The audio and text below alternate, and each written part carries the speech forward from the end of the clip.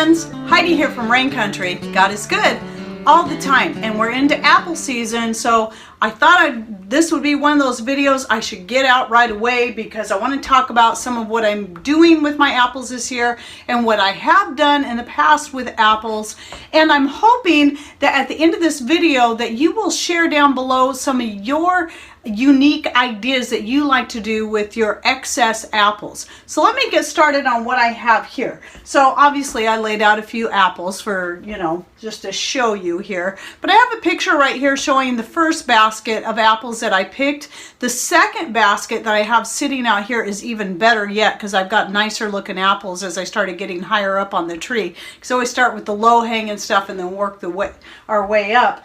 But the first batch of apples, I took some of them and I made some just regular old cinnamon applesauce here. And then because I have so many more apples still on the tree and the ones in the second basket I picked so far, I went ahead and gave the rest away to some friends that I knew could really use them. And I also have a lot of apples put up already from the previous several years that I'm still going to put some up, but I just don't need that many. What I have right here are dehydrated apples. I'm not sure if I'm going to dry any up this year. I may after I do some of my other stuff, but these ones right here are from 2015 and I have quite a few, and that's just from 2015, and I've been drying them every year. But anyway, this is one really great way to preserve them, and this is vacuum sealed. After 4 years, it's still very strongly sealed. When I vacuum seal, I do like to put a band on tightly, and that's if the seal does break, it will still help keep the ingredients inside fresh. But yes, I do need to get these used up. Now these ones here, the oldest ones, are the ones I'm going to be most likely to use in pies or anything where I'm going to cook them up. Fried, dried apple pie is really great. In fact, I have a picture right here of some fried, dried apple pies I made years ago, and boy, they were yummy. And so I do have a recipe on how to take your dried apples and turn them into a pie. They just make a wonderful pie. I'll go ahead and link to that recipe up here and down below so you can check that out. But one of these days I need to do a recipe video showing you how to do the fried apple pies. Yes, it adds more calories to it, but I do fry in coconut oil. I find the coconut oil not only adds a little more health benefits, it actually helps keep the pies a little crisper for a longer period of time than if you use any other kind of oil.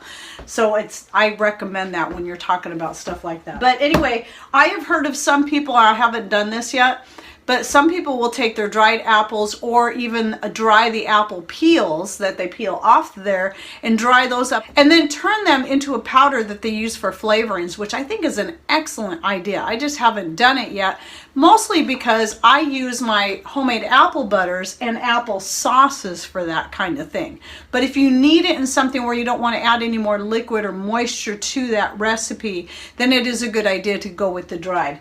But like the apple butters, like here I have some applesauce. This is the first batch that I did for this year. And then here I have some apple butters from last year. I haven't done any yet this year. I will do at least one batch, but I have lots of apple sauces and apple butters put away, so I'm not going to do a whole lot of that. But both of these work really good to add flavor to oatmeals and other hot cereals, or for putting on pancakes, and also for making an apple bread. The applesauce is really good for making a spiced apple bread. Now I did just shoot a video on how to make a Brazil nut apple spice bread. So using the pulp from Brazil nuts that I had turned into milk, taking that pulp and then using the apple sauce in there. Now that video won't be out for a couple weeks yet, so be watching for it, but it's a fun one, and that bread turned out excellent. It was really good. As you can see here in the picture, what you're seeing on top there is the orange icing I put on top, and it's got little bits of orange peel in there, and that's, that added some extra yumminess and flavor. Now, some of the ideas I like to do when I make applesauce, typically I don't always do just a cinnamon applesauce, but this year I decided I was going to do that. In fact, I don't think I've ever made a cinnamon applesauce until this year. Usually my applesauces, like you'll see in this picture right here, are berry applesauces, and I find those to be just really wonderful.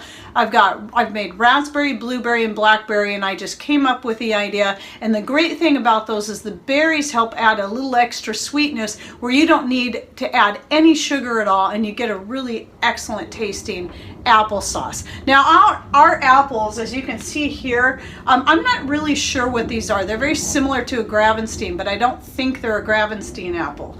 But they are more of a tart apple that are really great for pies. But because they are more tart, it is nice to have a little added sweetness. So when I made the cinnamon applesauce, since I wasn't adding the berries, I did add some coconut sugar, but that's the only sugar I added because coconut sugar isn't very sweet, and I just felt it needed just a little bit of sweetness. And I like the fact that coconut sugar adds more minerals, but I was thinking putting maple syrup in there would be a really good option too. It just seems like that would just taste really good.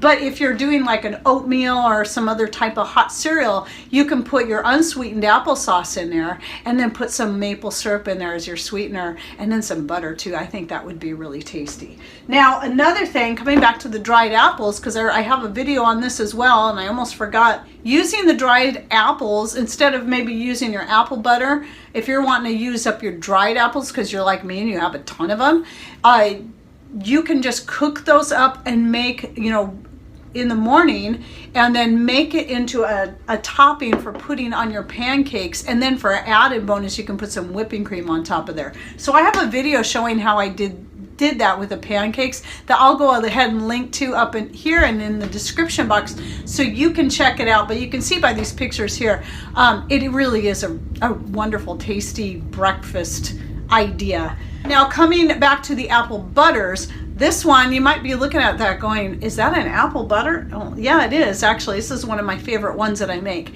And so just like with the applesauce, I often like to mix up the apple butter, though I will make the standard, spicy apple butter with cinnamon, a little bit of cloves. I do also like trying to blend other fruits. Now, last year I did a video recipe making a plum apple butter. I think it was plum lemon apple butter, which I'll link to up there and down below. But this one is, I guess I did this one last year too because this is 2018. This one is a blueberry lemon apple butter, which is one of my very favorites when it comes to apple butter. So just some different ideas that you can do, if you're just kind of tired of the same old on the apple butters or your apple sauces. Just as a way to mix it up, add some other flavors, and use up maybe even some of your other fruits. Oh, and don't forget, one thing that's really handy is having a nice apple peeler. I'll go ahead and link to this one down below. I don't actually use the peeling thing on this because most of the time, usually this year I've got a lot of really nice shaped apples, but typically I get a lot of those little weird ones and they're kind of smaller, and the peeler thing on it doesn't work as well on, they just don't peel the apples as nicely if they're not a nice uniform shape. So usually I'll just peel by hand, but I'll still use this for slicing and coring, and that's really great. So then what I do with those is I put them in a jar like this, and those of you who have been following me for a long time will know exactly what this is. This is a batch of vinegar that I started. So this is from the applesauce I made. I have 2 jars right here. I'll have a couple more jars going today because I will be making some more applesauce today. And so this does need to be stirred because I haven't, it's been a couple days, I haven't stirred it at all. It actually has not started bubbling yet, so I'm just going to push it down. Oh, actually it is starting to bubble a little bit. But mostly once it really starts bubbling and pushing that fruit to the peels and the cores. And if you look closely, you'll be able to see there's cores and peels. So that's one of the ways I use up the peels and cores to just get the most out of them and get lots of vinegar going. Now, like I said, some people will use their peels and dehydrate them and turn those into a powder. I prefer to make vinegar because, like I said, I use my other stuff for flavoring, but also I go through a lot of vinegar in the year, and this is the time of the year you know, summer through fall that I'm making most of my vinegars for all the many uses I have them for. And if you're interested in, like, why would somebody need to make gallons and gallons of vinegar through the year? Well, because I use it for everything from cleaning to cooking and baking and so on and so forth, and even making medicinal extracts. So I'll go ahead and link to that video I have on the many uses for homemade vinegar. So if you haven't started making your own vinegar yet because you're just like, what all am I going to use it for, that might help you. And it's easy, it's pretty much free to make, and you just need to add a little sugar because you got to have that sugar so the bacteria and the yeast can feed off of that and turn it into vinegar, because you can't have vinegar without sugar. Oh, and then this year, one of the things that I don't have it yet to show you, but I will soon, and I'll be doing a video on this, I did go ahead and order up a fruit press so I can use that both for my grapes and for the apples, so that I can use that for making apple juice or grape juice, and then also making my apple wine and my grape wine. Though I've made some apple wine last year, it really wasn't made out of the juice. It was more of an apple infused wine. This year I want to make it straight from just plain apple juice. I think it's going to turn out really nice. And here's another thing I want to link to is I did a video on the many uses for homemade wine. So, because a lot of you that have been following me long enough know that I don't drink, so why on earth would I make wine? Because it has more uses than using it as just as something to just drink for the sheer sake of enjoyment. I use it for many other things, and I think it's just a good idea to have it on hand regardless. So go ahead and check out that video if you're curious of all the many things that I like to use homemade wine for. And then, of course, there's various ways that you can just preserve your sliced apples. You can can them up. It is important that if you're going to can them for pies, that you steam them a little bit, cook them a little bit first. I don't prefer to use canned apples. I actually, when I'm making pies, I prefer to either use the dried apples or to freeze them. So I will slice them up and freeze them in freezer bags.